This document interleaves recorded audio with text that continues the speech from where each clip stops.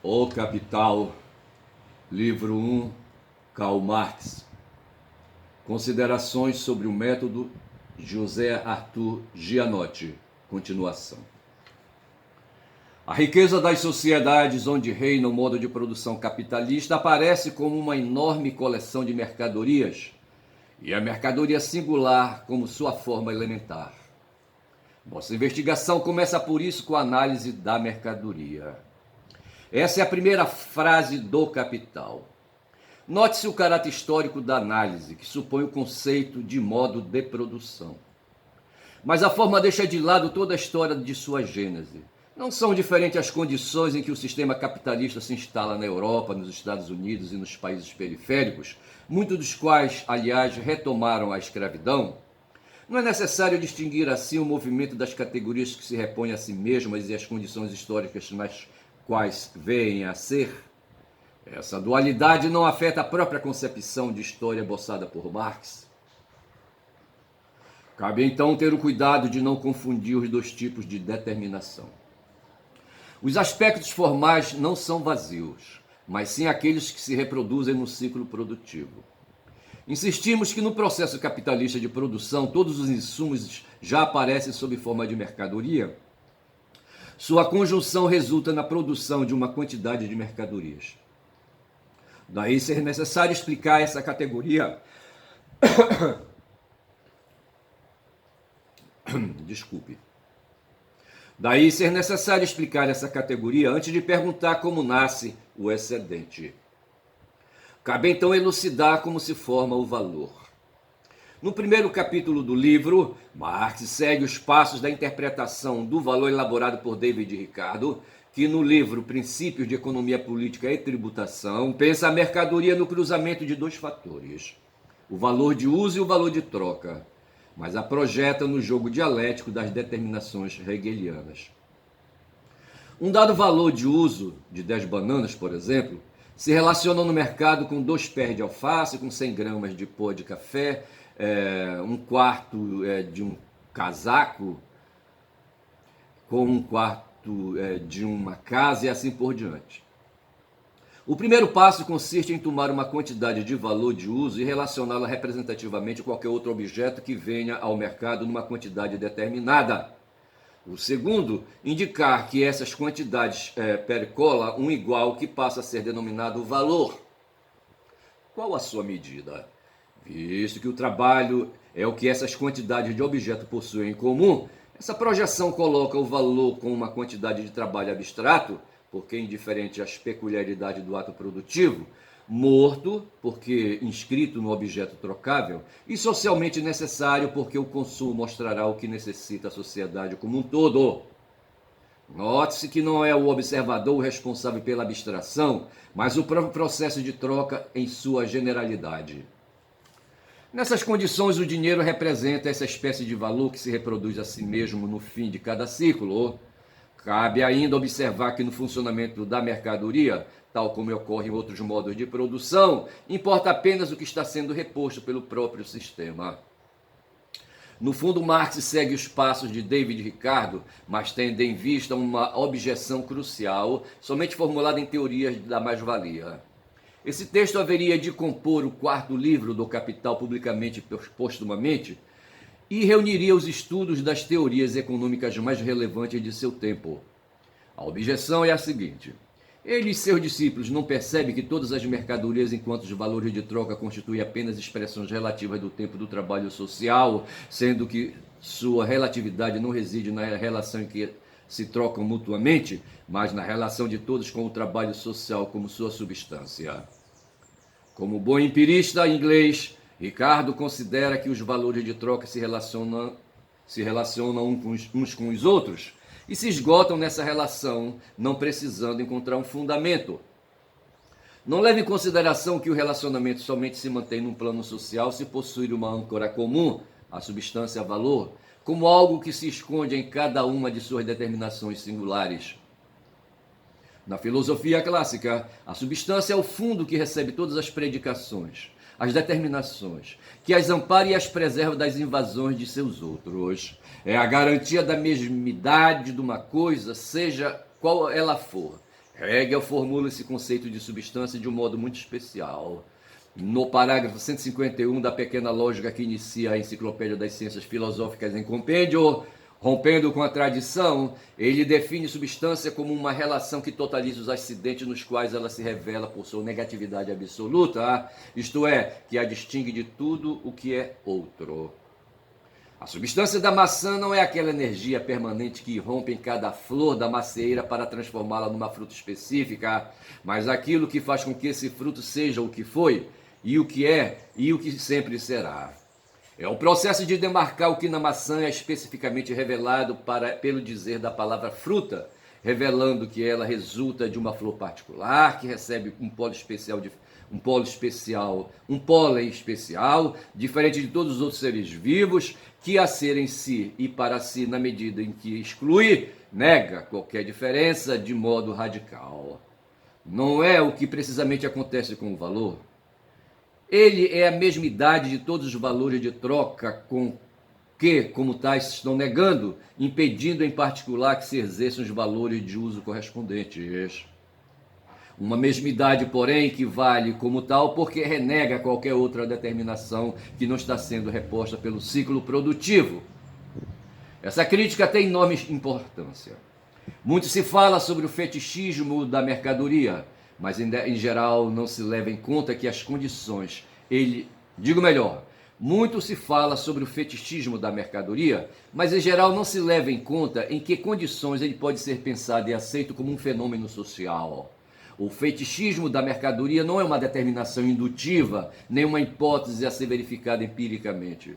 Por certo que se percebe que a mercadoria opera no mercado como se fosse dotada de energia própria. A análise científica de Ricardo mostra que ela é medida pelo tempo de trabalho morto, abstrato, socialmente necessário à sua produção.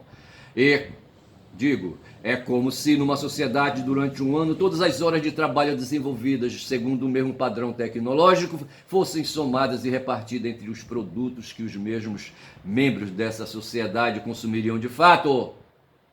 Essa massa confere medida de valor a cada produto e faz com que este pareça resultar daquela. Marx salienta a exterioridade que essa medida necessita assumir diante de cada coisa produzida.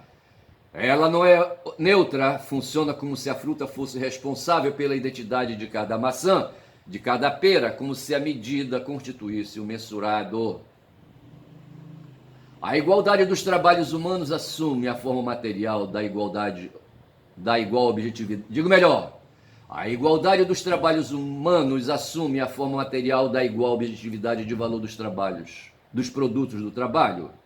A medida do dispêndio de força humana de trabalho por meio de sua duração assume a forma da grandeza de valor dos produtos do trabalho. Finalmente, as relações entre produtores nas quais se efetiva aquelas determinações sociais de seu trabalho assume a forma de uma relação social entre os produtos de trabalho. Isso aqui deve ser uma citação do livro 1. A igualdade dos atos à medida das forças gastas e a sociabilidade de tais atos aparece como se fosse meras propriedades dos objetos postos em ação, amarrados como estão pelo jogo formal das mercadorias, encontrando suas medidas no equivalente que deixa de ser uma delas. O valor é uma substância, mas uma substância enganosa. A dialética hegeliana captura a aparência reificada das relações capitalistas, mas não é por isso que tais relações são de fato para sempre o que parecem. Esse engano, porém, permite que o trabalho compareça na produção como coisa vendável, a força de trabalho, independente da individualidade de cada trabalhador. Para os trabalhadores, o primeiro passo propriamente político contra essa reificação consiste em colocar em questão as condições sociais em que operam. Por certo, a crítica marxiana não se exerce apenas do ponto de vista mais amplo da lógica dialética. Em muitos momentos, Marx raciocina como um economista, examina e critica o funcionamento dos mercados. Isso lhe assegura um lugar de destaque entre os fundadores da nova ciência, mas levar em conta somente essa dimensão de sua crítica é deixar de lado seu projeto maior. A crítica da sociedade burguesa é capaz de enriquecer o movimento revolucionário contra o capital. Examina como as formas de dominação e as relações desiguais operantes no mercado de trabalho dependem da reificação das relações sociais, cuja base é o fetichismo da mercadoria, mas se completam nas formas mais desenvolvidas do capital. O capital é mais que uma relação mercantil. Se a mercadoria individual é a forma elementar do produto obtido segundo o modo de produção capitalista, é preciso dar mais um passo formal, no entanto historicamente determinado, para que o capital revele seu segredo. Uma análise meramente histórica não basta. Marx mostrará como o desenvolvimento do comércio provocou o acúmulo de riqueza monetária, o que permitiu a compra de uma nova mercadoria, a força de trabalho que se encontrava no mercado por causa da falência do sistema de produção feudal. Isso pelo menos na Europa. O servo fugia para a cidade e lá não se vendia como escravo, mas como trabalhador a ser pago pelo tempo de trabalho que passava para as mãos do comprador. No entanto, essa condição histórica não explica a origem do excedente que o sistema necessita e começa a produzir. Durante as aventuras marítimas, o lucro provinha da diferença entre o preço do material comprado num país distante e sua venda perto do consumo. O modo de produção capitalista, porém, é circular, visto que todos os seus insumos já devem estar sob a forma mercantil, todos devem provir de diversas relações de compra e venda. Se ele de fato instala a escravatura do negro na sua periferia, sobretudo nas Américas, só se completa realmente criando um capital total quando a destrói no século XIX. Mas se conforma a circularidade de um sistema produtor de mercadoria por meio de mercadorias, onde brotaria o excedente sem o qual esse sistema não funciona. Somente se num dado momento desse circuito a objetividade de um valor particular, o fetiche de ele ser uma coisa expressa em dinheiro, se quebra para se mostrar como atividade criadora. Obviamente essa mercadoria é a força do trabalho. Como isso se processa formalmente?